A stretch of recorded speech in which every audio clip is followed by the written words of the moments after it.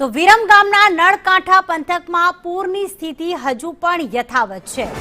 નાની કિશોલ ગામ છેલ્લા 4 દિવસથી જળમગ્ન છે।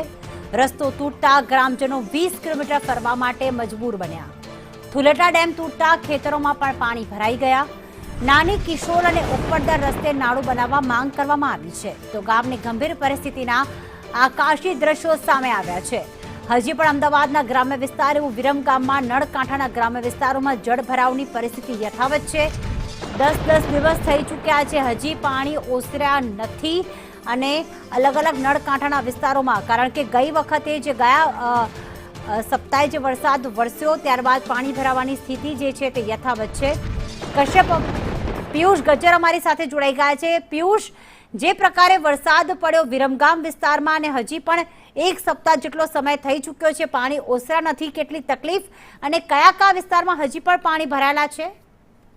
જી પ્રતિભા, આપને જણાવી દઉં કે વિરમગામ શહેર અને નળકાંઠા વિસ્તારમાં ગત સપ્તાહે જે ભારે વરસાદ પડ્યો અને ઉપરવાસનું વરસાદી પાણી જે છે તે નળકાંઠા અને બાવળા સાણંદ તાલુકાના છેવાડાના ગામ સુધી પહોંચી ગયું છે અને આ વિરમગામ તાલુકાનું છેવાડે આવેલું નળકાંઠાના નાની કિશોલના ગામના દ્રશ્યો છે।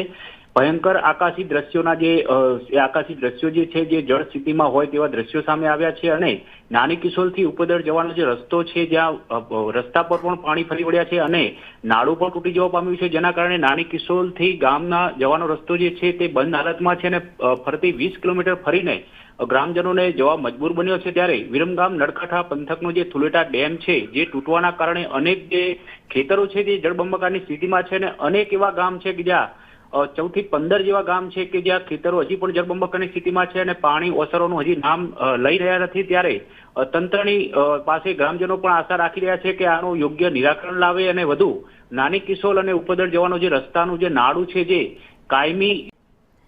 બિલકુલ, આભાર પિયુષ તમામ વિગતો માટે।